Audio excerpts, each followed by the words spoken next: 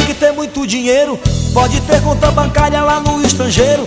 Não importa se é empresário ou se é fazendeiro, o que importa é que você precisa de Jesus. Jesus, Jesus, o que importa é que você precisa de Jesus.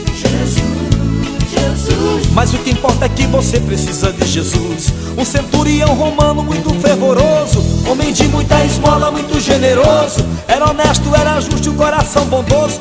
Mesmo assim ele também precisou de Jesus. Jesus, Jesus, o que importa é que você precisa de Jesus.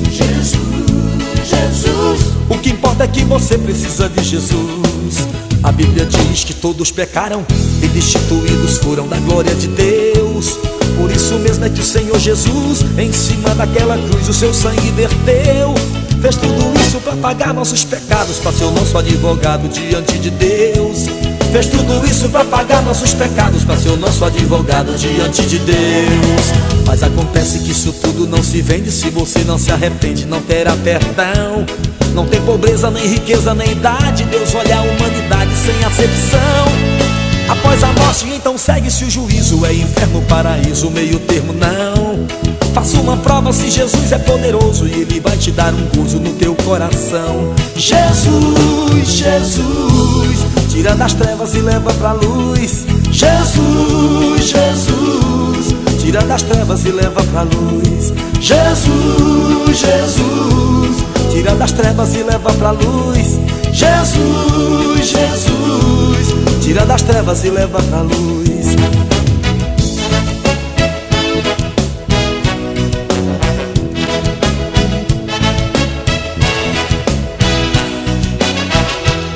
A Bíblia diz que todos pecaram e destituídos foram da glória de Deus.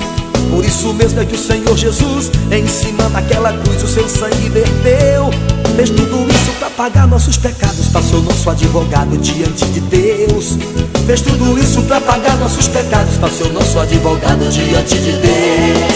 Mas acontece que isso tudo não se vende. Se você não se arrepende, não terá perdão. Não tem pobreza, nem riqueza, nem idade. Deus olha a humanidade sem acepção. Após a morte, então segue-se o juízo. É inferno, paraíso, meio termo não. Faça uma prova se Jesus é poderoso, e Ele vai te dar um gozo no teu coração. Jesus, Jesus, tira das trevas e leva pra luz. Jesus, Jesus, tira das trevas e leva pra luz. Jesus, Jesus, tira das trevas e leva pra luz. Jesus, Jesus, tira das trevas e leva pra luz. Mas você pode até pensar que não existe Jesus, mas Ele é quem tira das trevas e leva pra luz.